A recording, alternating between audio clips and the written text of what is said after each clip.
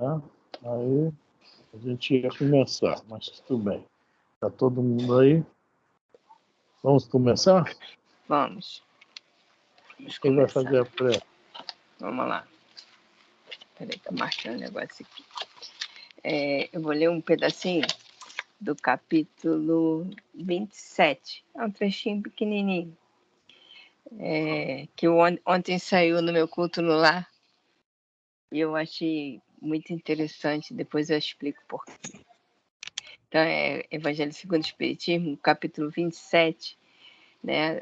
A transmissão do pensamento, né? Da prece, no item 15. É um pedacinho que diz assim: a prece em comum tem ação mais poderosa quando todos que oram se associam de coração ao mesmo pensamento e colimam o mesmo objetivo, porquanto é como se muitos clamassem juntos em uníssono.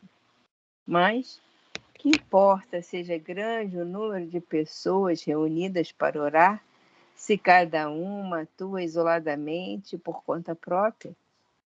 100 pessoas juntas podem orar como egoístas, enquanto 2 ou 3 ligadas por uma mesma aspiração, oração, quais verdadeiros irmãos em Deus, e mais força terá a prece que lhe dirija do que as das 100 outras pessoas.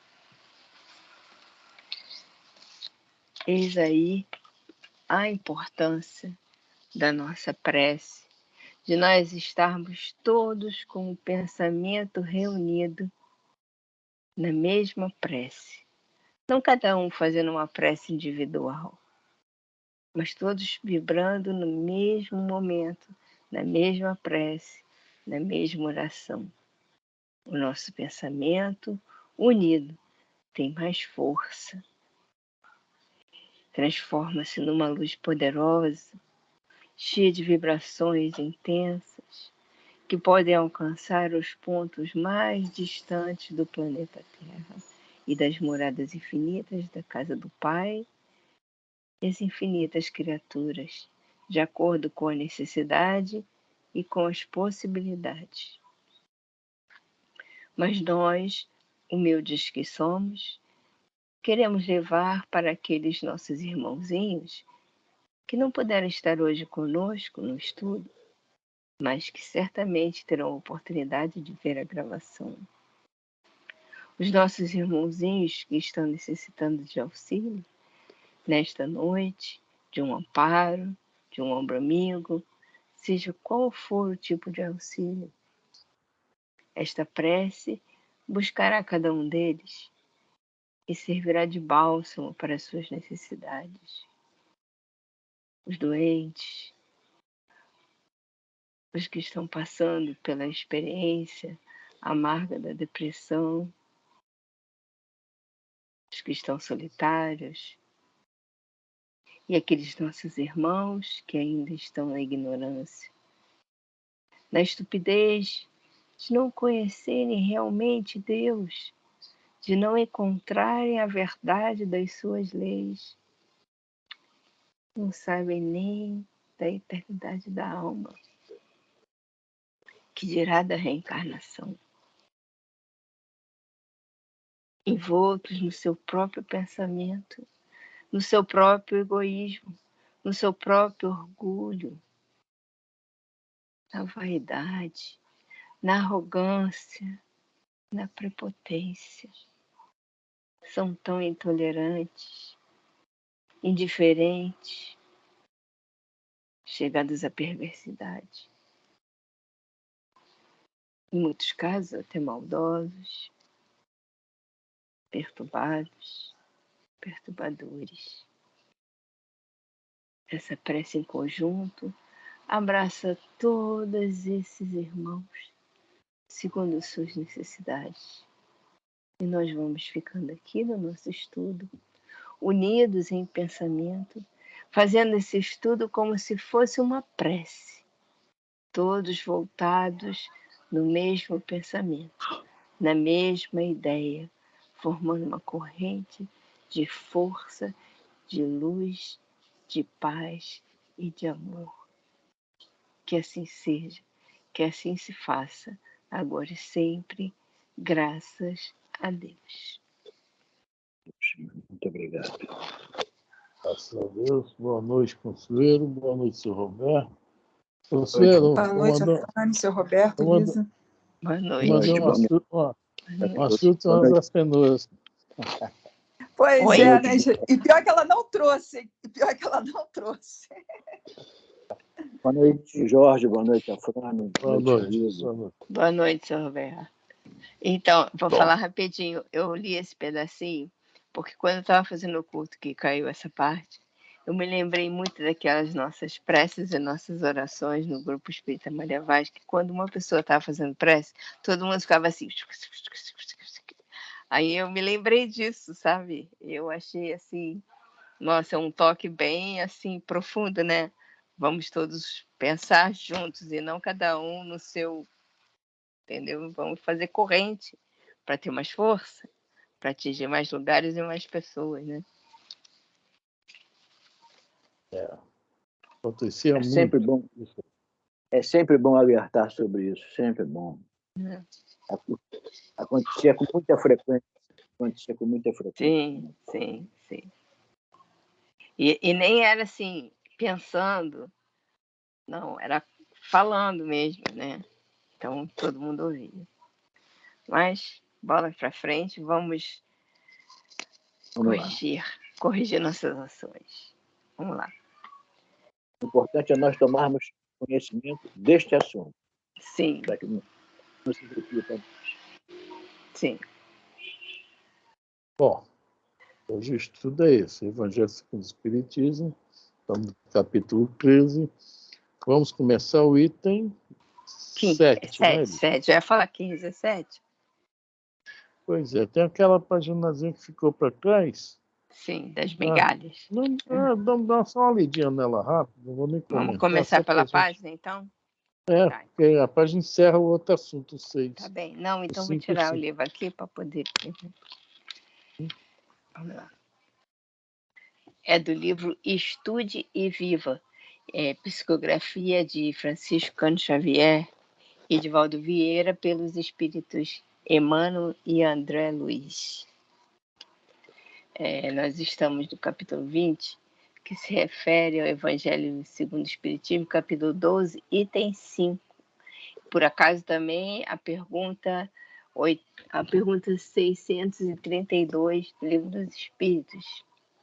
Os temas estudados serão a beneficência e a coragem, a beneficência e a educação, a beneficência e renovação, conhecimento do bem, timidez e humildade, valor do auxílio espiritual. A página se chama O Poder da Migalha. Para mim valeu essa timidez, né? Não desprezes o poder da migalha na obra do auxílio.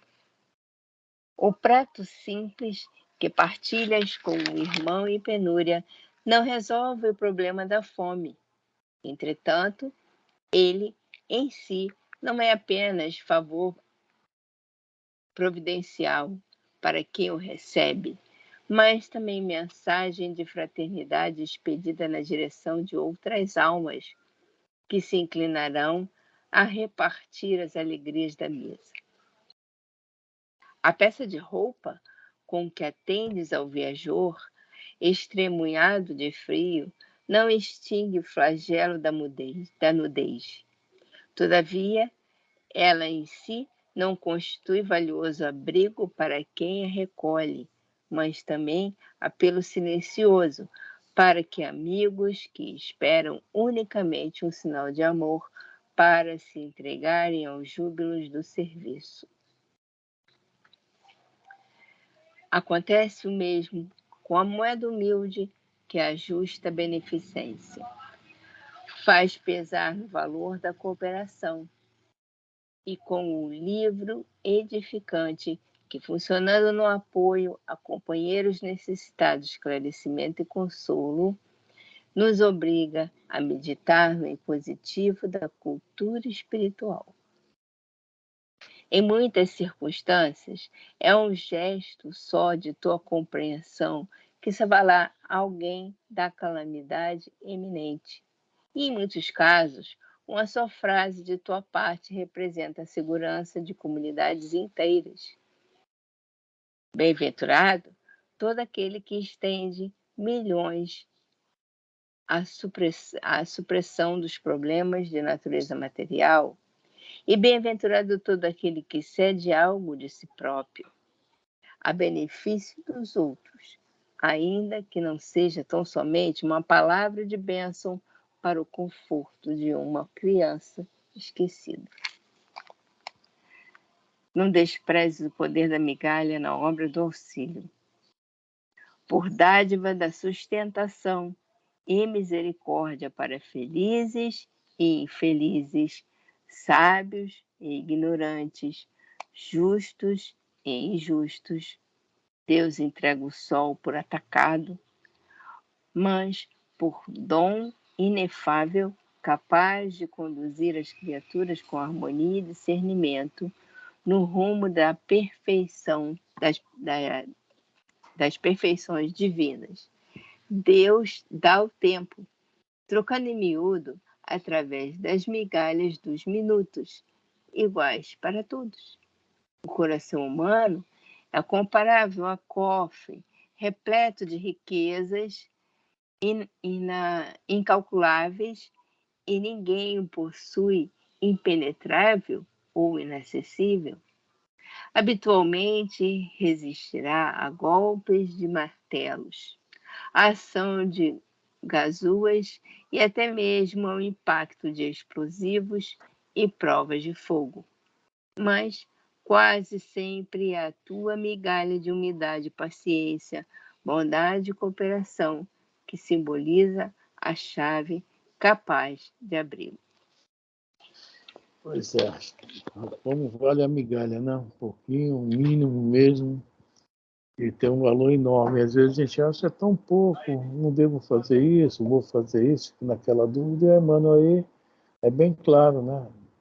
É a migalha que dá, é aquela história, o primeiro passo, para quem quer andar 1 quilômetro, tem que dar o primeiro passo, né? E a migalha é o começo, e vai abrindo, né, outros corações. Esse é que é o valor, né, maior dessa migalha. A gente vê, já vimos, né, em sessões de desobsessão, em livros espíritas, os espíritos que estão ali em cima de alguém, obsidiando, a pessoa muda, começa a fazer o bem, começa a ajudar os outros, né? E aqueles espíritos começam, uns vão embora, outros não, começam também, né, a ver que estava errado, começam também a ir para o lado bom, né? Isso é muito importante. Então, a migalha, né, é de um valor enorme. Como nós estamos estudando, né, sobre a caridade, já é o segundo ou terceiro capítulo, né? Essa liçãozinha aí é muito importante para todos nós. Bom, agora nós vamos, né, para o item 7, tá? É muito bacana, muito legal essas palavras de Jesus. É. Vamos lá? Alguém quer comentar?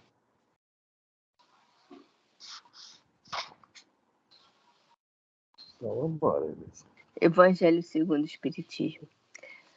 Capítulo 13. Não saiba a vossa mão esquerda o que dá a vossa mão direita. Nós estamos no item 7. Convidar os pobres e os estrupiados, dar sem esperar retribuição.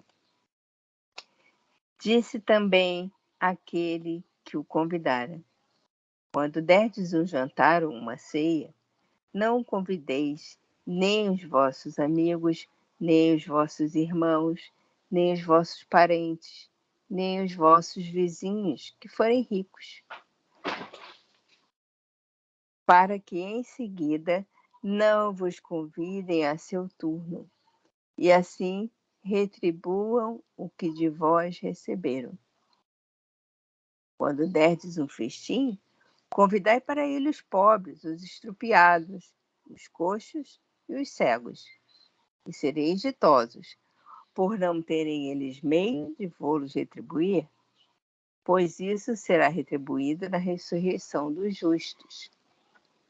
Um dos que se achavam à mesa, ouvindo essas palavras, disse: Feliz do que comer do pão no reino de Deus.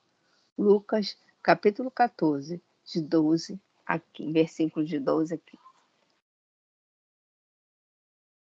Bom, se a gente for olhar isso aqui na letra, é muito rico o conteúdo. Riquíssimo, né? A gente vê que realmente é essa questão, não sabe a tua mão esquerda que dá a vossa direita. Nós não estudamos o Evangelho de Lucas, nós estudamos o Evangelho de Mateus. E nós tínhamos no nosso estudo sempre assim um aprofundamento superficial, mas um pouquinho mais na visão espírita dos textos, né? E vamos dar uma olhadinha rápida aqui sobre esse texto. O que é que a gente vai encontrar nele? Qual a conexão que nós podemos fazer? Para a gente tentar extrair um pouquinho mais. Certo? Jesus aqui, porque a gente entende, está numa ceia, né, no jantar. E ele fala que quando deve jantar uma ceia, tem algumas tradições, um festim, uma festa. E a gente tem que, em primeiro lugar, olhar o que é que significa essa ceia, esse festim, esse jantar.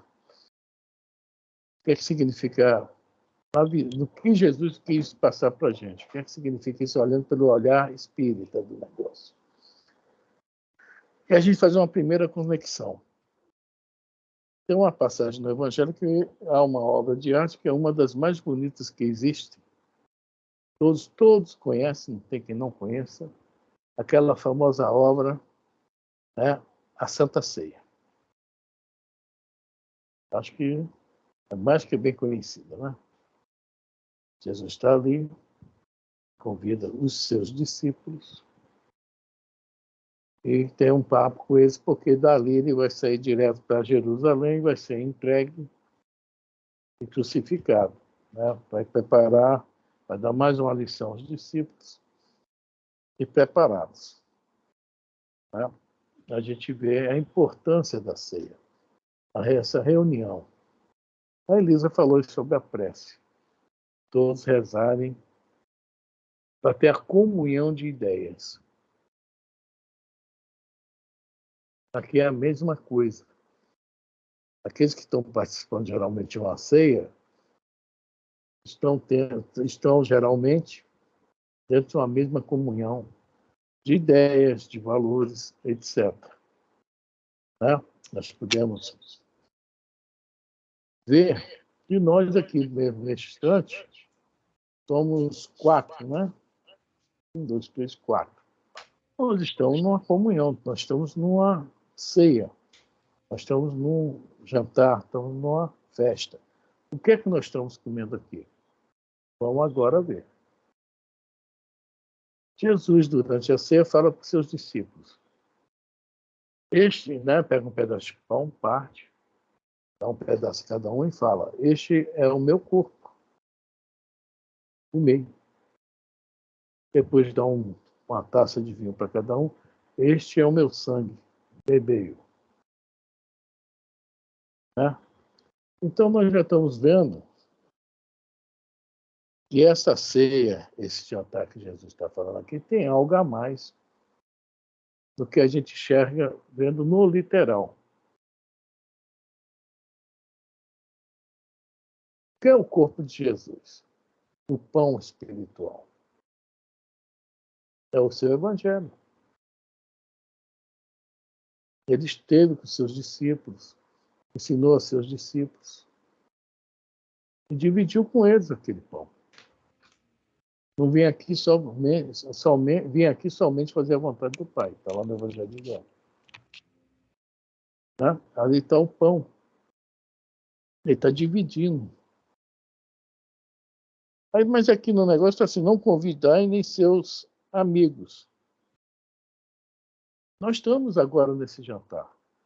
Estamos comendo o Evangelho, o pão espiritual, nos alimentando dele. Nós temos como retribuir isso a Jesus, gente?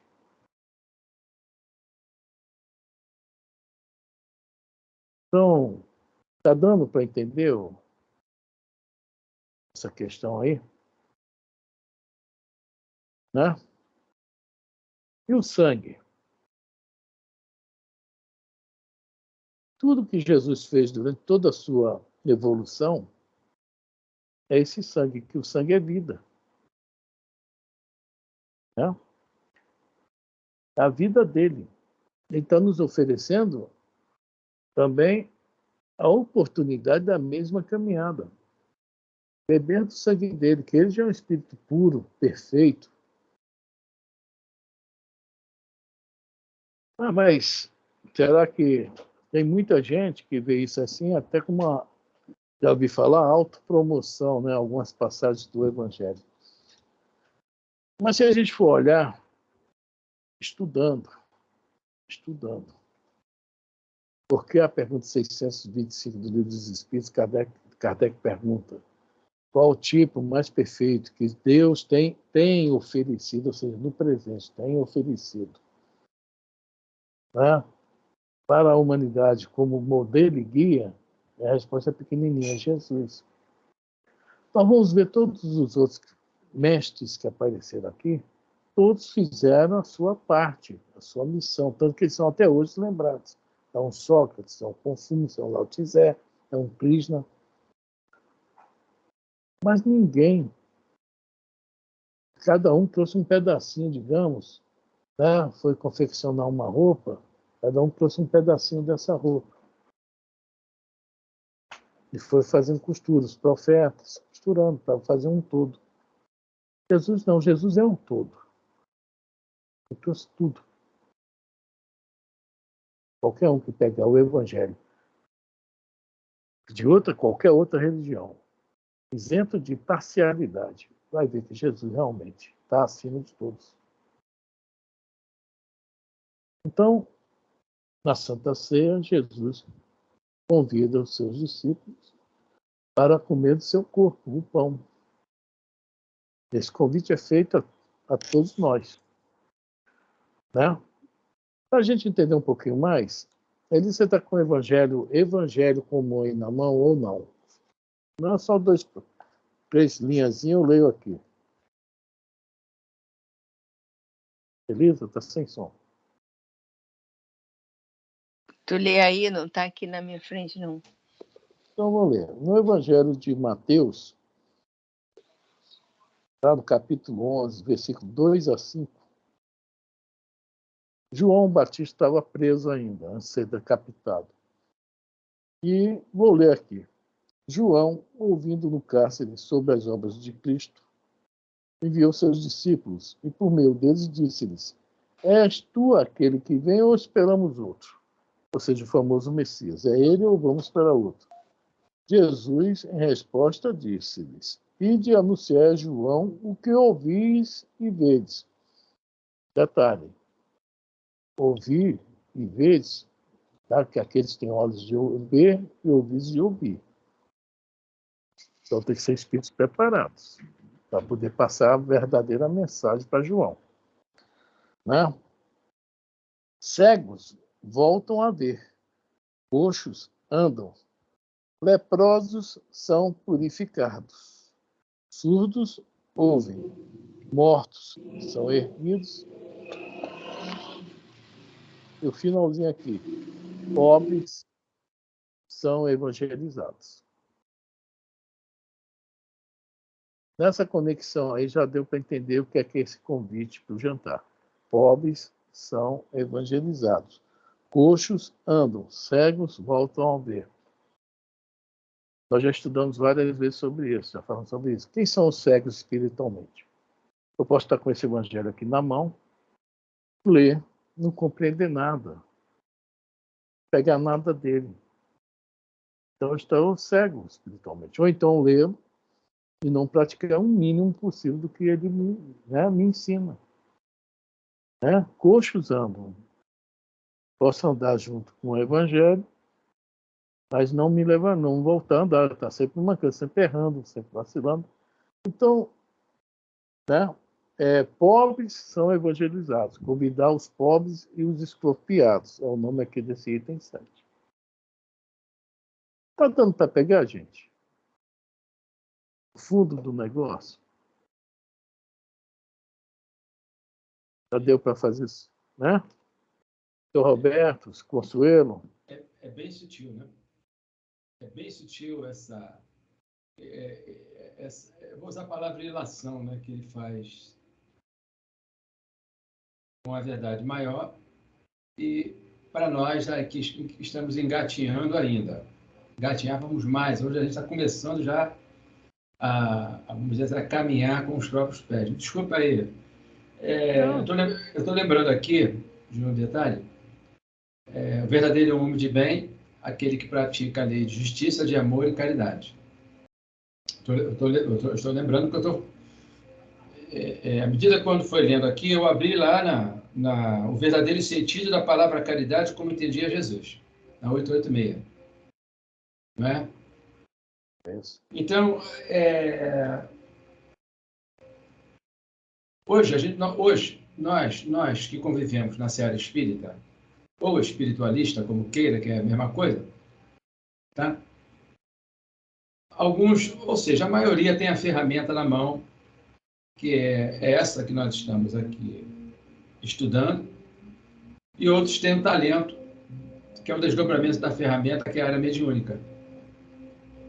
Então, a humildade, né, de primeira ponta, a abnegação de segunda ponta, aí vem a beneficência, é uma janela importante que abre o caminho para a benevolência, e a outra, que é a principal, que é onde, que no meu entender, na minha ótica, eu posso estar falando alguma coisa ao contrário, me ajudem aí se eu estiver falando o contrário, que é a indulgência para com as faltas alheias. Mas a criatura que procura trabalhar nas informações ímpar da caridade para com o próximo, ela vai começar a compreender da importância da reforma íntima, da mudança de comportamento, de atitude, de hábitos. Porque aí, se nós somos fiéis nesse propósito, nessa balança, fiel mesmo, começamos a estabelecer sintonias que os espíritos sérios vão nos enxergar. Não importa se você tem uma cabeça bem arejada ou não. Eles estão olhando para a gente e vendo o nosso caráter. Então, é a partir daí que a ferramenta, vamos dizer, que está em alguns adormecida, em outros já estão mais em evidência, como no caso, Jesus era um médium que ele tinha as potencialidades e anímica, porque a vontade dele imperava em decorrência da sua sabedoria, que é a conquista, e da sua sabedoria e da sua moral, que é a conquista. Não é? Então, assessorados, afins a espíritos no mesmo naipe, mentalmente, moralmente falando, identificava as pessoas, ou, por exemplo, o cego, o coxo, e entre outros, naquela época, o obsediado, principalmente não sei se é Gadara, ou se é outro nome, se é Gedara, não sei, né? Traz o menino aqui, e ele, no diálogo, que lá tem uma narrativa, mas é o diálogo que nós, espíritas, usamos na casa espírita. Conversou com a entidade, só que a diferença do dialogador, esse que nós estamos comentando, o Cristo, em relação a nós, dele saía, né, luz. E isso envolvendo a entidade bateu o pé. Você vê lá que ele diz assim, que o nome, Legião. Houve um diálogo. Não foi longo, e se foi anotado na íntegra, não sei, mas fica claro para mim isso que auxilia e muito, né, o diálogo via o médium, porque o espírito desencarnado, muitos deles que também estão cegos, com problema de audição, ele aproximando a indumentária, o corpo perispiritual do médium, o médium vai favorecê-lo a ele escutar e ver. Estou vendo, estou vendo. Tem narrativa dos livros do André Luiz aos montes, o caminho missionário da luz, né? O que está estudando no Obreiro da Vida Eterna, e as criaturas harmonizam. Falei demais, mas é o que eu compreendo aqui. Esse convite, não é? Não é na narrativa de você abrir a sua casa para isso, para aquilo, ou você abrir lá, por exemplo, você tem um centro espírita, você sabe que tem pessoas que são altamente preconceituosas. E vê o mendigo, às vezes o mendigo está realmente sem tomar banho e o cheiro não é agradável. Tem pessoas que, lá na rua, lá quando vai dar as quentinhas, tem esse problema. Mas a gente tem que... Se você trabalha na enfermagem, no hospital, você lida com isso. Então... Talvez pior, né? Exato. A lei lhe obriga você, né, a exercer a sua atividade profissional. Então, nós, se desejamos, se a gente quer mesmo dar um passo para cima, o piso de cima, subir a escada, que é a simbólica de Jacó, tá aqui o dever e o trabalho de casa. Não falo mais nada, que eu acho que eu falei muito. Tomei muito tempo aí.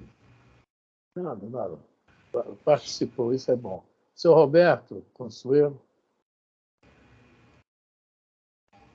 Não, esse item 7 é o princípio daquela folha que você deu, o poder da migalha.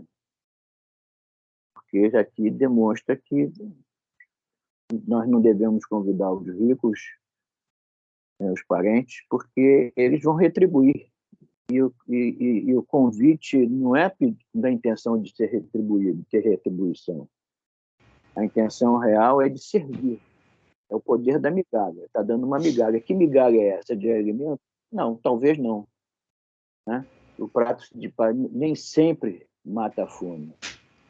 Mas o coxo, o pobre, o estropiado, ele é marginalizado. Quando você o convida para junto de você, ele se sente valorizado. Né? E eu acho que esse item 7 está muito ligado ao poder da migalha. O importante é você abrir a sua porta, não é a porta da sua casa, talvez, mas a porta do seu coração, e chamar para você os pobres, os estropiados, esses amigos aí que o Jorge falou, sem banho e tal, porque para eles não vai ser um prato de comida, mas vai ser uma coisa talvez muito maior para eles, porque vai atingir o coração de cada um. Vai atingir, fortalecer o ego de cada um. Eu estou sendo valorizado por fulano que abriu a porta do coração, abriu as portas para mim.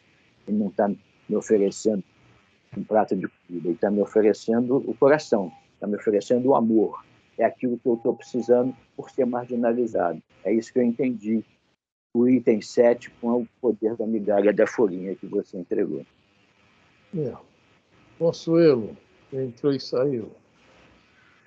Não, mas eu escutei tudo que o senhor Roberto falou e o Jorge falou, eu entendi sim. Eu só acho que dentro de qualquer religião, né, o meu filho estava falando, a gente estava almoçando, acho que foi no sábado, domingo, assim, não me lembro por que ele fazia parte da evangelização aqui na igreja antes de começar esse negócio de Covid, né? Ele estava participando e ele estava falando que no grupo tinha 2 meninas gays, né, da idade dele, 18, 17 anos, e que muitas vezes aquelas meninas ficaram extremamente constrangidas pelo que foi colocado, né? Eu acho que já que você aceita, né, você coloca no teu grupo pessoas diferentes, você tem que aceitar essa diferença e não constrangê-las. Por exemplo, é muito difícil, eu pelo menos, eu nunca vi, né, em nenhuma religião, uma casa religiosa, um transgênico, um gay, uma pessoa que pudesse entrar, sentar como ela é, sem que outra pessoa daquela casa olhasse, né? Aliás, eu nunca vi ninguém lá. E eu acho isso um dos maiores erros de qualquer casa religiosa, porque essas pessoas precisam se sentir aceitas, precisam se sentir respeitadas.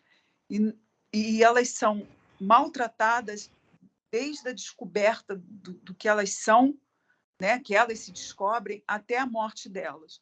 E as ditas casas religiosas, inclusive espíritas, eu nunca vi nenhuma casa religiosa aceitar uma pessoa de coração aberto e fechar a porta para o preconceito.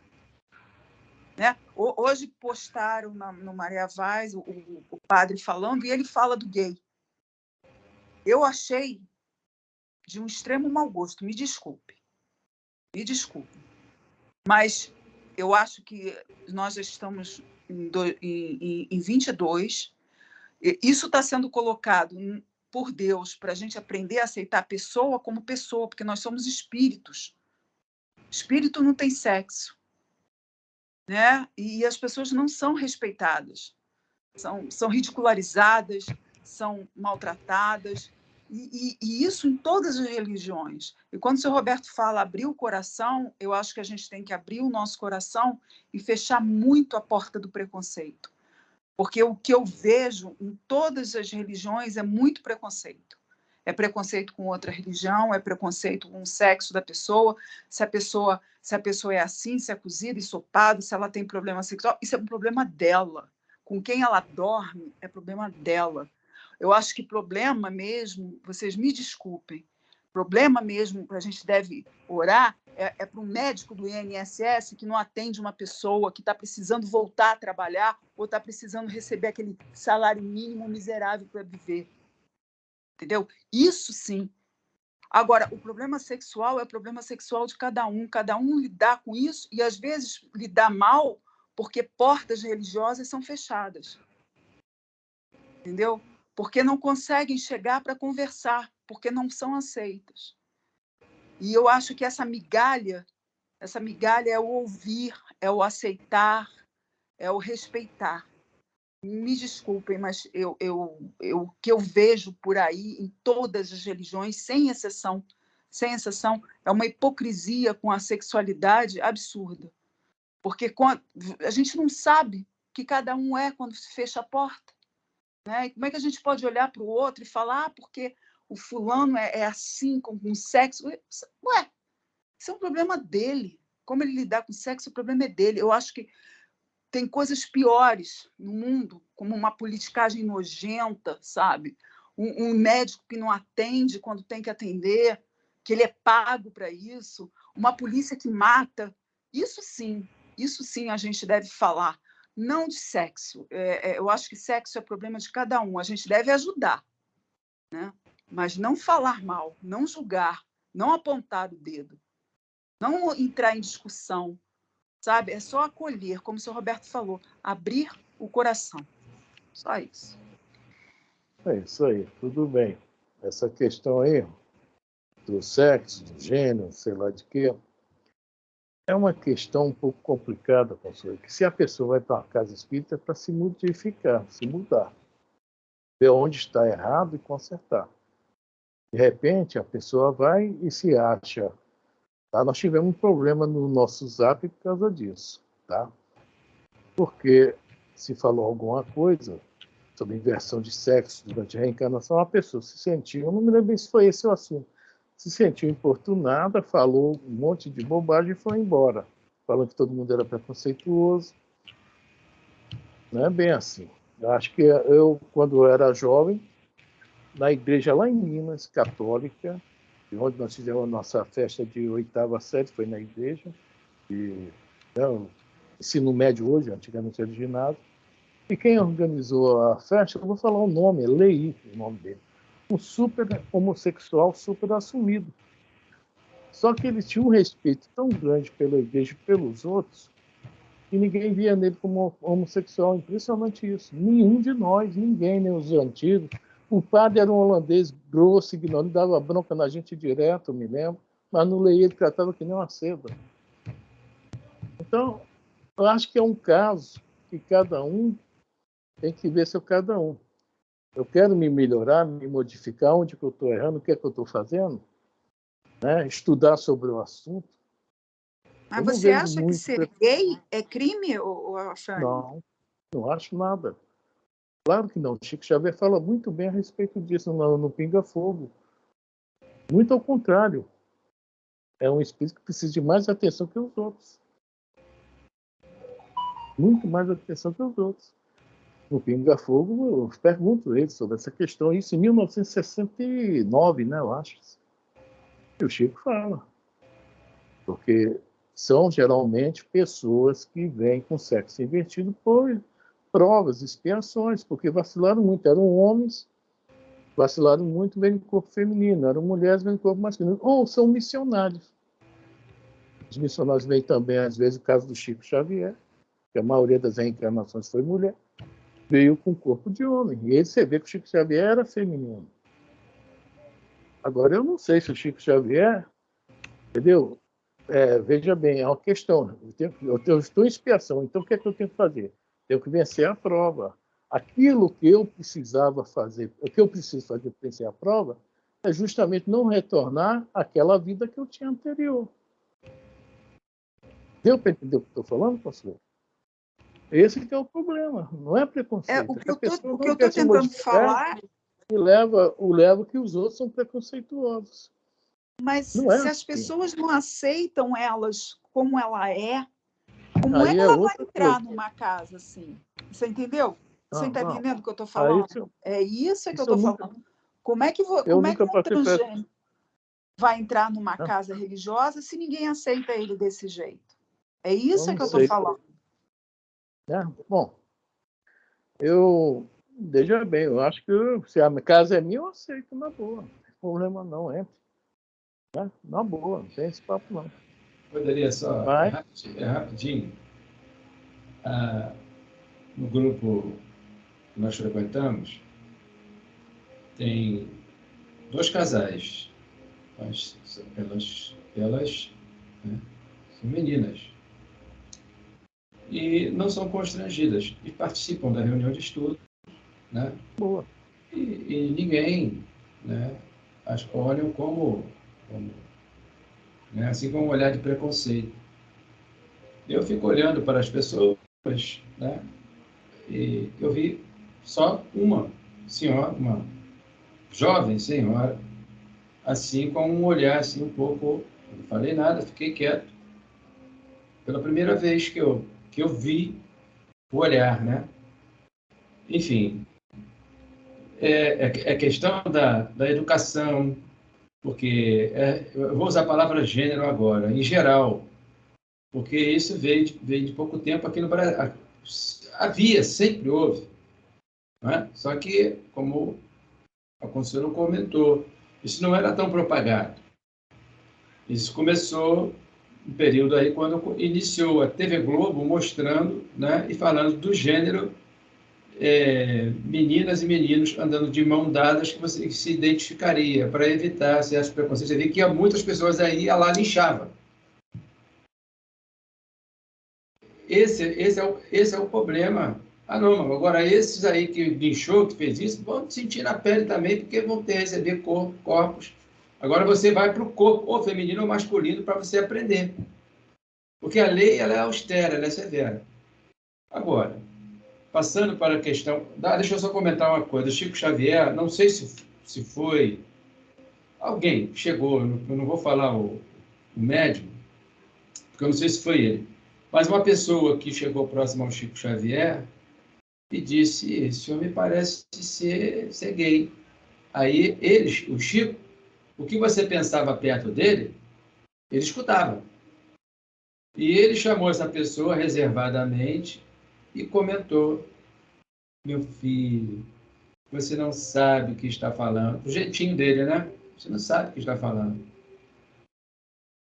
Se você soubesse, você teria uma outra visão quanto à nossa sociedade. Você compreenderia o que é a reencarnação, mais direitinho, e etc, etc. Isso não deixa, essa questão não deixa de estar, convidar os pobres, os estropiados, e até, mesmo que seja hétero, convide-os. Né? Mesmo que os que não, por que não, para participar de uma reunião? Porque foi o que o Afrânio acabou de comentar. Algumas das pessoas estão, às vezes, desequilibradas pelo processo de vínculos, até, ou pode ser obsessivos. Também. Né? Processos obsessivos. Bem, essa é a minha modesta contribuição, para não alongar, para não atrapalhar. A nossa opinião é essa. Sejam bem-vindos. É isso? Essa é a nossa opinião. Bom, não vejo nada demais, não. Agora, realmente, existe muito preconceito, infelizmente. Mas a maior parte do preconceito, eu acho que é devido ao não conhecimento das leis. O espírita conhece. Então, o espírito não deve ter esse preconceito. Mas alguns, infelizmente, né? Diga, deixa eu contar. No hospital, nós tivemos um enfermeiro. Ele foi auxiliar de enfermagem, ele fez a enfermagem, depois se tornou enfermeiro. Esqueci o nome dele, ele faleceu. Ele era gay, assumido. Ele dançava lá pro carnaval pela Mangueira. E certa noite, eu tive um sonho que eu estava sendo perseguido, mas perseguido, e eu fugia de determinados espíritos. Eu entrei em uma ambiência, um terreiro candomblessista. E quem lá estava? E antes já tinha conversado com ele. Olha, comigo você não tem, pode conversar comigo, fica tranquilo, na boa, eu respeito a sua opção e podemos continuar com brincadeira, sem problema, tanto você quanto o Paulo Viana, tinha um outro lá, o Silvino, um outro também, que o homem fez cirurgia, se transformou, né, e tudo mais. E quem foi que me ajudou? Agora, se eu não quis tua amizade, se eu não fosse preconceituoso, eu ia arrumar mais inimizade ainda, além daqueles que estavam me perseguindo. Mais problemas. É isso aí. Vamos lá, Consuelo, quer comentar mais alguma coisa? Não, falei demais, desculpa, gente. Não. Aqui no grupo, pelo amor de Deus, podem vir, tá? Isso aqui, seja quem for, porque, né, nós também, veja bem, só para fechar isso aqui, quando Jesus fala aqui, olha só, quando derdes um jantar, está se dirigindo a nós. A nós. Quando nós formos fazer uma comunhão, um encontro, né, tá? Ele está falando, não convide nem os amigos, que os amigos geralmente até nos atrapalham às vezes, porque os amigos não gostam de falar sobre os nossos defeitos, nossos problemas. Né? Os nossos irmãos, nossos parentes e os nossos vizinhos, e que todos vão retribuir, vão querer, né? Nós devemos sempre convidar justamente todos esses que estão marginalizados na sociedade também por preconceito. Eles estão incluídos nesse aí, nos pobres, os copiados, né? Os coxos e os cegos. Então, o pouco pão que nós já temos, o sangue nosso que nós estamos, né? É para a gente distribuir para eles. Se vier alguém aqui no nosso grupo, eu já fui um ladrão, sou gay, sou prostituta, a nossa obrigação é atendê-los igual cada um de nós aqui. Abra 200 aí, que eu abri aqui, eu lembrei, e leia a questão 200 lá. Sexo nos espíritos. Não tem como nós pensamos, né? Como o senhor falou na hora que ela falou isso, o espírito não tem sexo, né? Como nós pensamos. Então, Nossa obrigação é justamente essa, dar apoio a essas pessoas. É isso que Jesus está nos ensinando. O pão espiritual é muito importante. Então, o pouco pão que nós temos é para de ser distribuído, não é para ficar, né, igual a parábola do talento. Tem que ser trabalhado. É isso que é o conselho de Jesus. E no final ele fala assim, e sereis ditosos por não terem eles meio de vô-lo retribuir, por isso será retribuído na ressurreição dos justos. Vamos lá, primeira coisa, o que é justo? O Jorge falou ainda há pouco, capítulo 17 do Evangelho segundo o Espiritismo, sede perfeitos. Caracteres do homem de bem, está lá. E a pergunta 918 do Livro dos Espíritos. Então, veja bem, a retribuição é essa. Cada vez que nós fazemos isso, nós estamos tirando o quê? Um pouco daquelas nossas... Nós estamos pagando as prestaçãozinhas do carnê. Nós estamos resgatando prestações. E de acordo com a quantidade de prestação que a gente pagar, tá? Que a gente ajudar a contribuir, fazer irmãos nossos, sem interesse nenhum nosso, de retribuição, né? Crescerem. Quando a ressurreição é justamente o quê? Quando nós desencarnamos, ressurgimos no mundo espiritual, já como um justo, ou a caminho de ser um justo. Tá? Que essa é a linguagem que usava antigamente na Bíblia, né? Opa, mudança para áudio aqui. Tá legal? Então é isso aí, é nossa obrigação isso aí. É dividir. E no final, alguém que entendeu isso que Jesus falou, coloca lá, um dos que achava a mesa, ouvindo essas palavras, disse-lhe, feliz do que comer do pão no reino de Deus. Porque entendeu o que Jesus quis falar. Ele não estava falando somente do pão material.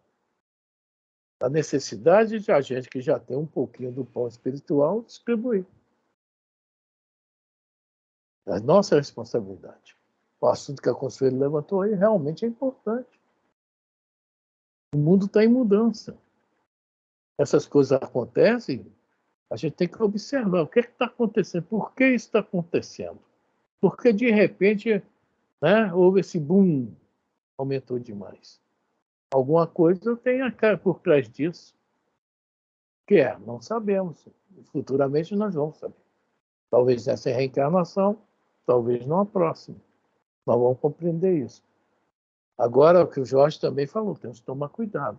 A gente não se complicar devido aos preconceitos que há sobre isso, principalmente o espírita, que sabe o motivo disso.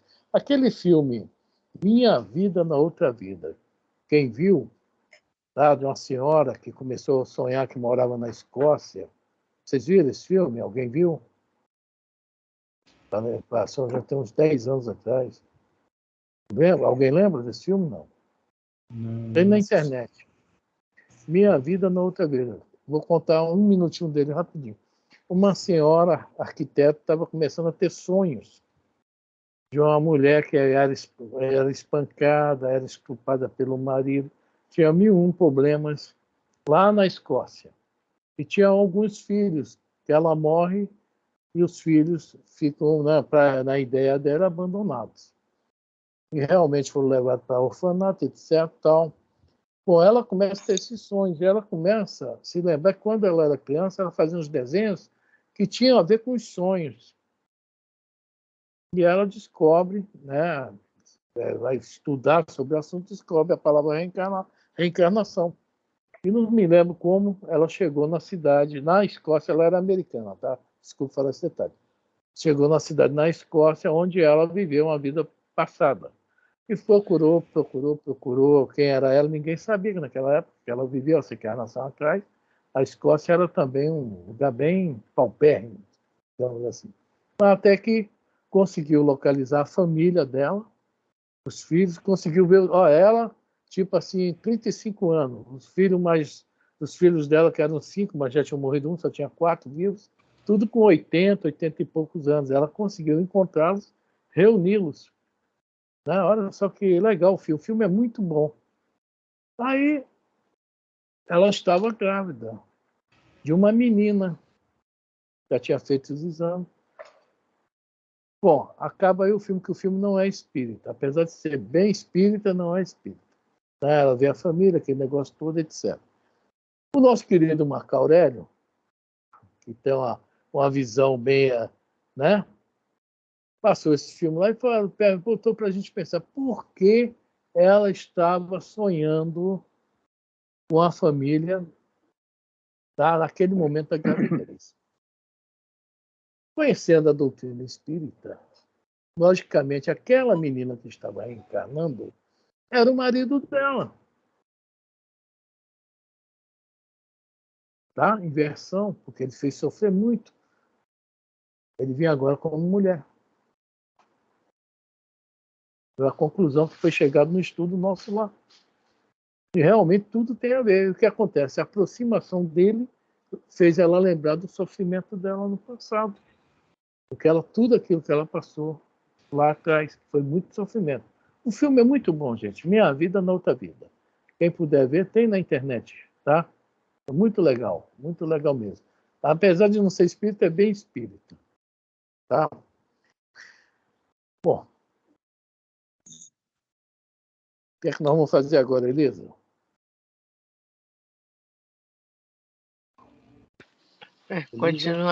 Continuar o estudo.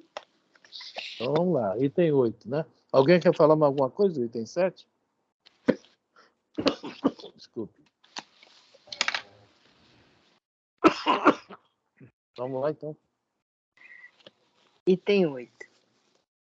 Quando derdes um festim, disse Jesus, não convideis para ele os vossos amigos, mas os pobres e os estrupiados. Estas palavras absurdas, se tomadas ao pé da letra, são sublimes, se lhes buscarmos o espírito.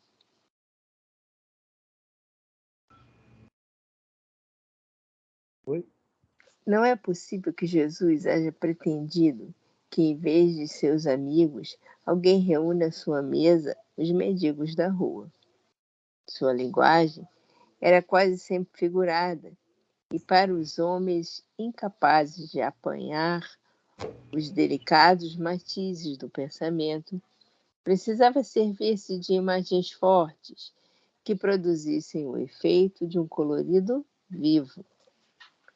O âmago do seu pensamento se revela nesta proposição: e sereis ditosos por não terem eles meios de vô-lo retribuir. Quer dizer... Só um instantinho. Reunião mediúnica. O espírito vem, vai o doutrinador, tá? Conversa com ele, né? Passa-lhe algumas informações, consegue convencer ele que ele está errado. Ele está no caminho errado, está perdendo o tempo dele. Isso acontece muito em reunião mediúnica. Né? São, alguns espíritos realmente aceitam, acatam e se modificam. Tá? É isso aí.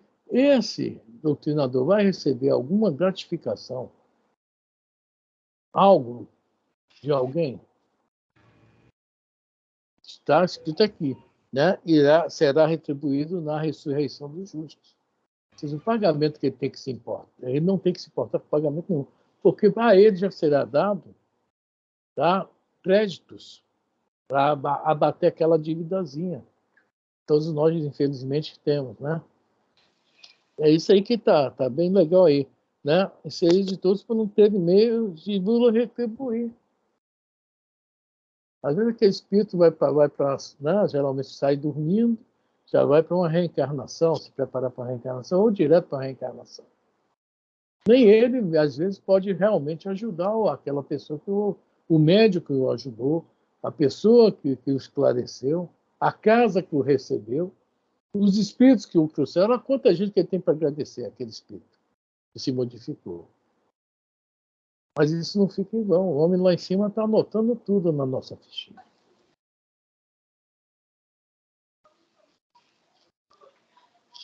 Deu a hora.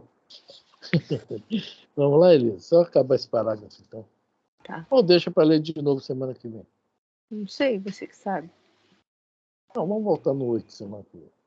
Tá. Você estava falando com relação a o exemplo que você usou, né, da desobsessão. O que acontece assim, a gente não espera retribuição, a gente espera dar contribuição, né? Não receber retribuição. Se a gente conseguiu o intento, a gente não sabe, né? Pode ele recalcitrar, pode acontecer muita coisa.